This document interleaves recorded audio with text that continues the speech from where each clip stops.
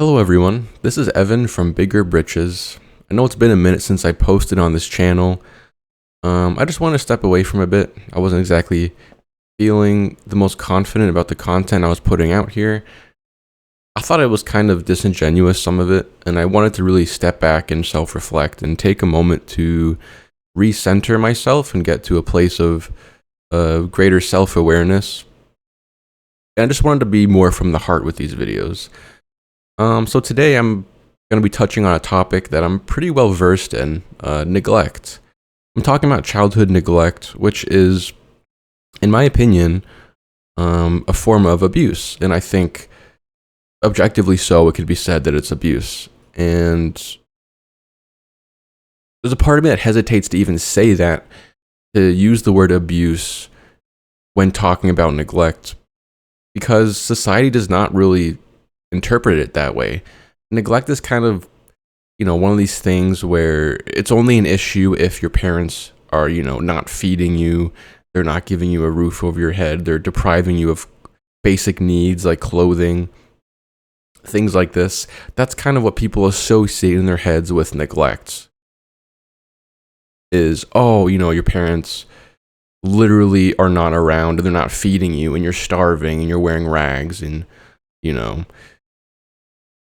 you're disheveled and, gross, and you live in a bad home and it's unclean and your mother doesn't even vacuum and, stuff like this. Like, that's kind of what people think of as neglect, which is a really misleading image because neglect is a lot more insidious than that. It's a lot more hidden than that. And I think most parents that do neglect their children do a really good job of hiding that fact from the larger world.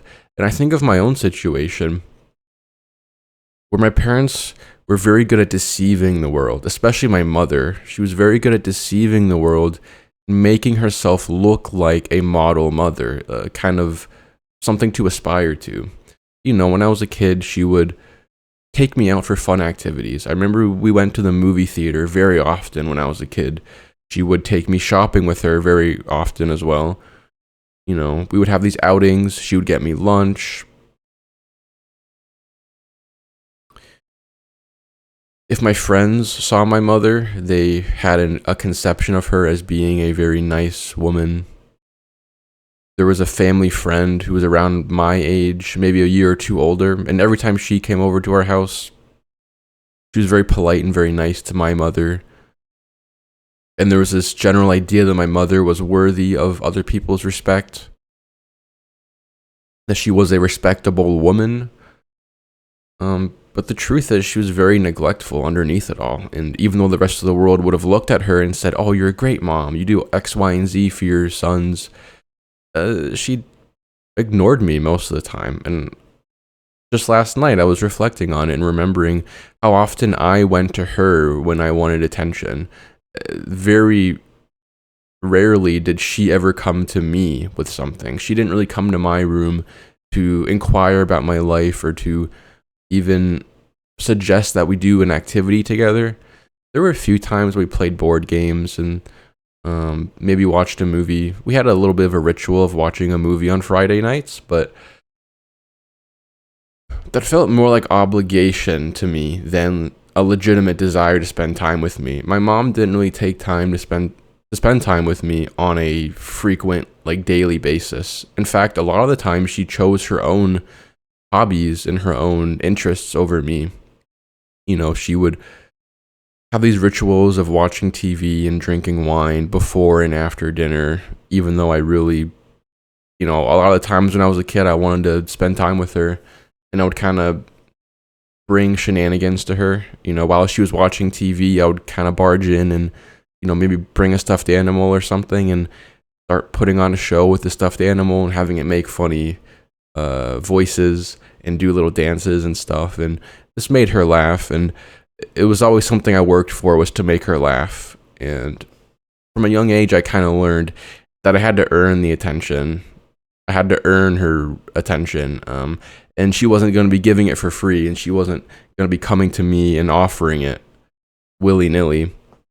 And it's a really unfortunate lesson to learn when you're a kid, that your parents aren't going to come to you of their own volition and just give you attention. and pay attention to you. You know, with my mother, I had to earn that. I had to be funny. I had to be an entertainer. And in that right, I can really relate to the psychology of a lot of like actors. Like, you know, you look at people like Jim Carrey, who does the most bizarre, insane stuff in movies. Just the most insane faces, the most wild physical humor, to an extent almost where it's almost kind of like self abasing. It's almost kind of humiliating, the things he does. And it's at a certain point, I looked at him and I was like, you're really funny, but there's like an air of desperation about this. Like, you really want attention. And it just reminds me, I'm sure he did this for his mother when he was a kid. I'm sure he put on performances for his mom to get attention. Because, you know, I think I've heard stories like she was a real downer and she was depressed and sick and stuff. And he would put on these shows to make her feel better again. And I'm sure that, you know, there's some programming there in his brain that he needs to perform to make others happy. And that's how he gets his attention. That's how he gets his, you know, his need for love fulfilled, is by being an entertainer, a performer. And in a way, I can relate to that because I very similarly had to perform and be funny for my mother when I was a kid. And once I reached teenage years, I stopped being so funny, and because there was a part of me that resented needing to do that at all. A part of me wished that I didn't need to be performing for attention, that my mother would simply come to me of her own volition, of her own accord, and show interest in me for who I was, whether or not I was making her happy and making her laugh and serving her in the moment. I didn't want to have to serve for attention. It seemed backwards, and it was backwards. Because parents owe their children attention. And so when I was a teenager, I kind of stopped doing the funny games and the stuffed animals and the performances for my mother. And she would often lament the fact that I stopped doing it. And she would say, oh, you know, well, why did you stop being so fun? And I missed when you used to be more fun and more easygoing and funny. And she said I was too serious. And that really always kind of struck a chord with me. Because,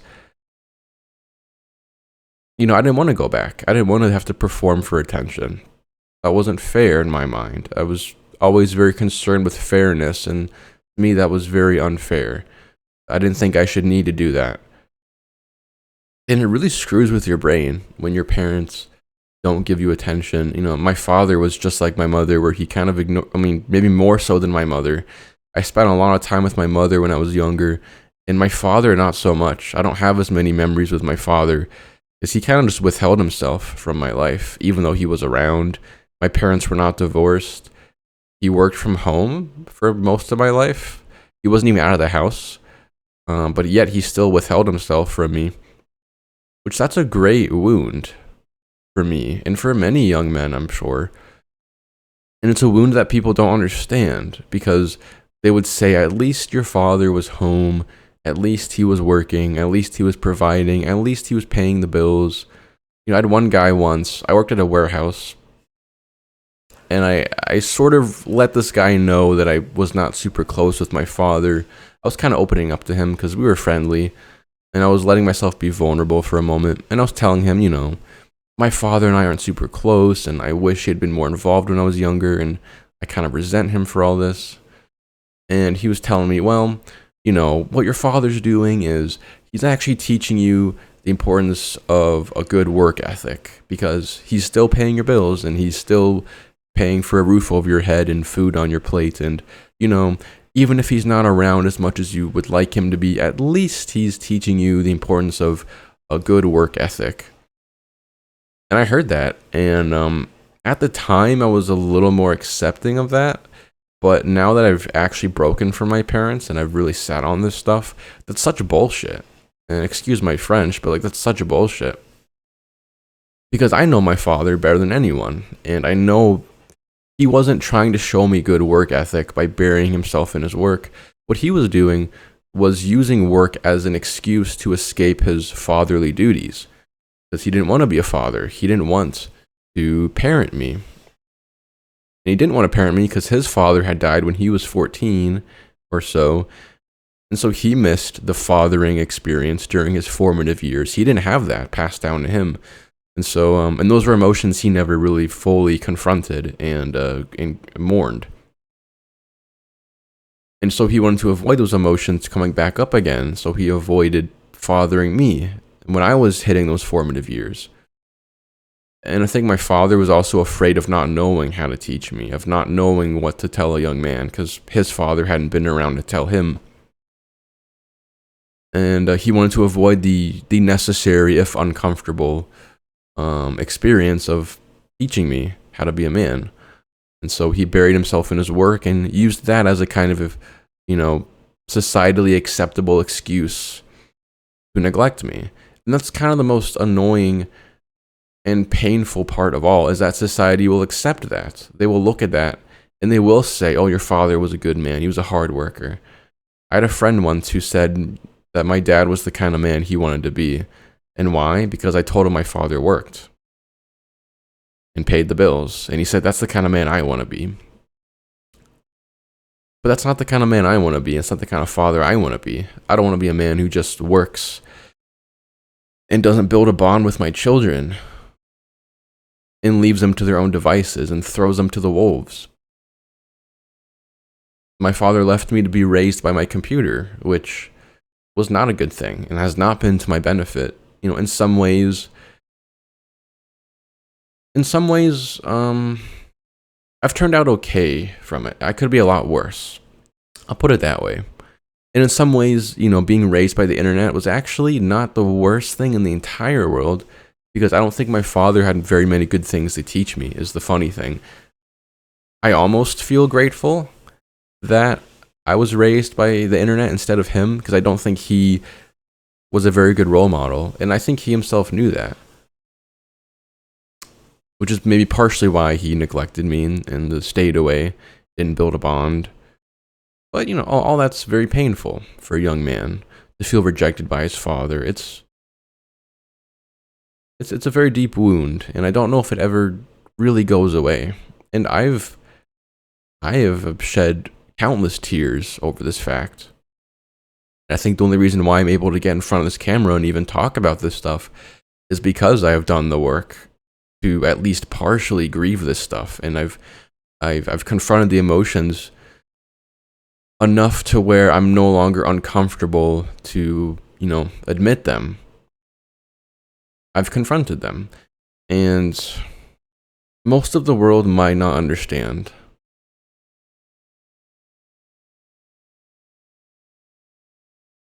Neglect is really underplayed in society. When people organize to protest against child abuse, it's usually, it's the typical conservative stuff where they talk about the child trafficking, Epstein, things like this. Some of the more unsavory things happening amongst the political and economic elite, and, other South American crime rings, child trafficking, things like this. It's always the most extreme, worst of the worst cases where people get up in arms and they say, oh, we got to put a stop to this, end the trafficking, save the kids, all this stuff. And it's not to say that I'm against this, but it is to say that it's an extremely inefficient use of everyone's time, that everyone and their mother is going to jump on this bandwagon and they're going to take up this flag, take up this cause, when in reality, it's far more common in this world, to be neglected.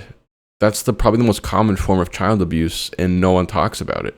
And the rarest is sexual abuse, I would say. I'd say it's probably the least common form of abuse. I don't know the numbers, but I would suppose that's the case. And it's the worst form of abuse, the sexual stuff, but it's probably the least common. And I think not far behind it is neglect. And neglect is by far and away more common than sexual abuse, but no one talks about it. I didn't know anyone personally as a kid. I had no friends who were sexually abused. All of my friends, without exception, I would say, however, were neglected horribly. They had two parents, both working, left to their PlayStations and iPads and the internet and social media. All of them stumbled upon pornography, as we all do, as young men, when we're left without parenting, without guidance, moral guidance in this screwy world. Of course, we fall upon sexual content on the internet. And my question is, how can parents not be blamed for that? How could my parents not be blamed for the things I saw on the internet when I was a kid? I think parents who neglect their kids and allow them to see things on the internet that corrupt their innocence, they're complicit in it. They're delivering their children, by neglecting them and not guiding them, and not building a bond with them and not teaching them morals and giving them some kind of roadmap to navigate this world of sin and corruption. When they don't do any of that and they just hand their children unfettered access to the internet, they might as well be delivering them into the arms of Satan, into evildoers. They're just delivering their children up. They're handing them up for sacrifice. Ultimately, parents who are neglecting their children are kind of just sacrificing them to a world that's going to eat them alive. And when you put it that way, it sounds pretty bad, right? But I feel like most people don't put it this way. And I don't know. It's just in this world, if you're not beaten, if you're not screamed at, which I was screamed at, but I was not beaten. If you're not beaten and tortured and I shouldn't use that word on YouTube. But if you're not completely tortured as a child and made to bleed, then no one really cares. Then it's like, oh, well, toughen up, Buttercup. It wasn't so bad. And I mean, really, just neglect is horrible. It's horrible. It has been one of the hardest things for me to mourn and confront in my life. It was easier, it'd be easier for me to mourn the death of a family member, or it was easier for me to mourn the death of my dog.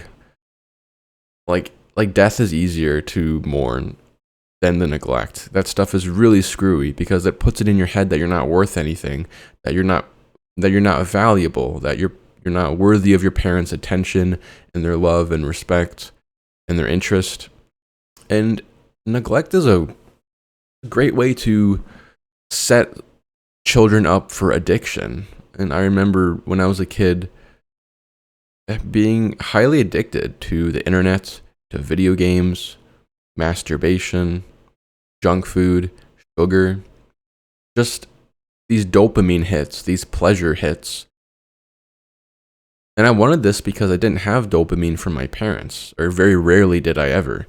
I did not have a consistent stream of pleasure from my parents. They did not give me much attention. I was often left to my own devices. And as a child, I really wanted their attention. And that would have been a great source of joy for me. And they were depriving me of that. Joy and attention and love, it's like a vital nutrient for children. And parents who neglect their children are depriving their kids of that vital nutrient, the attention, the love, the interest. Children need to know that they're valued and that their parents care about them. And when they don't get that, they're deficient in that nutrient. They're deficient in dopamine and joy. And so they're going to go get it somewhere else. They're going to become addicted to video games and the internet and porn. And it's no wonder people are so addicted to this when you look at the fact that the majority of kids being raised nowadays are neglected. At least in my anecdotal experience, that was the case. The kids' parents were just not involved in their lives at all. Certainly my parents were not involved in mine. And to cope with that deep abandonment, we all search for joy in our addictions. And as a kid, I had a life that was pretty much just hopping from one pleasure source to another pleasure source. You wake up and it's time for school. And from there on out, you're just counting down the hours. Okay, 8 hours until I get to go home and play video games and eat junk and drink soda and get my dopamine hits. Get them all at once. Get it while you can. Because tomorrow you're going to wake up and be forced to go to school again. And your parents aren't going to be talking to you or making a bond. So addiction, the most addicted people are the most neglected people, I think, a lot of the time. People who are deficient in that dopamine because their parents didn't provide it to them through love and attention.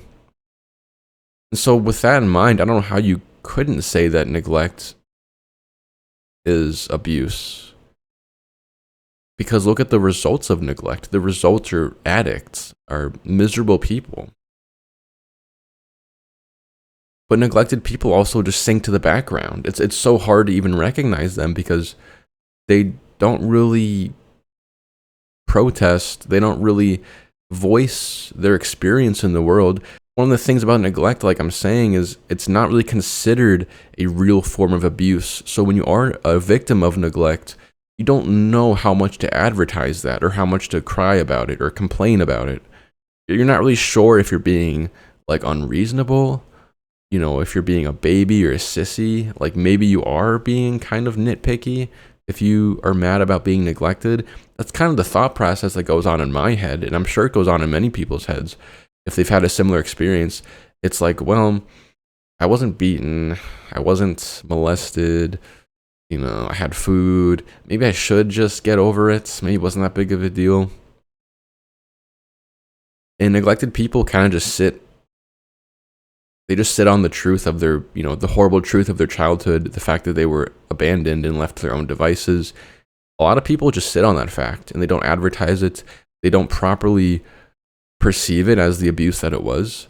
And they kind of just go about life thinking they had a decent childhood. But no, it's really hard.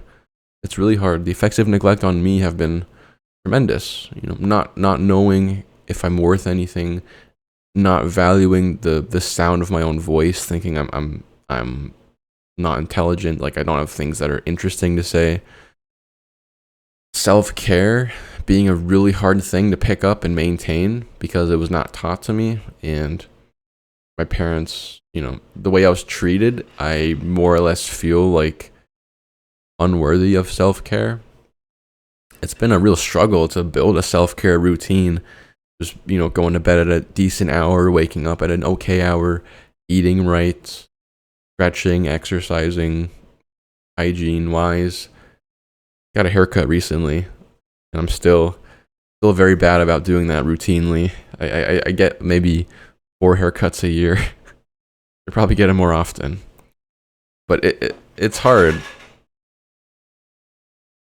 Someone's got a ladder. I don't know if you guys can hear that. Maybe it's time to wrap it up then. I don't know. Someone's got a ladder. They're climbing up the side of my building. Like maintenance day. Anyways, yeah. So when you're neglected, it's hard to even know that you're worth anything at all.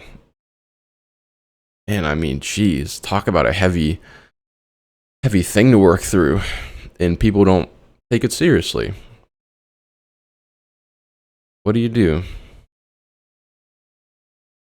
I mean, all I can say is, from my experience, like no one can convince me that neglect is not a serious thing, because no one knows what I've been through. No one's seen me in my darkest moments. No one has seen the thoughts going through my head, the things I've had to wrestle with and refute. It's a very hard road. And for those of you out there who have gone through similar things, I do want this to be maybe a companion to you, or a source of truth in a world that is set up against you, that does not want to even admit that you were abused. And I'm just here to be an ally, I guess. I'm here to be an ally for the abused people, the neglected people. So hopefully this was somewhat interesting or helpful. Maybe it's boring. I'm kind of slow today. Didn't sleep great. But maybe this was okay. I'm going to try to upload on this channel a little bit more. Put some thoughts out there. Kind of low effort, but very casual, very from the stomach, from the belly. That's how I like to do it these days. Anyways, thank you for listening. Hope you guys take good care of yourselves. Hope you have a good Christmas. And I'll catch you in the next video. Thank you for watching. Peace out. Have a good day.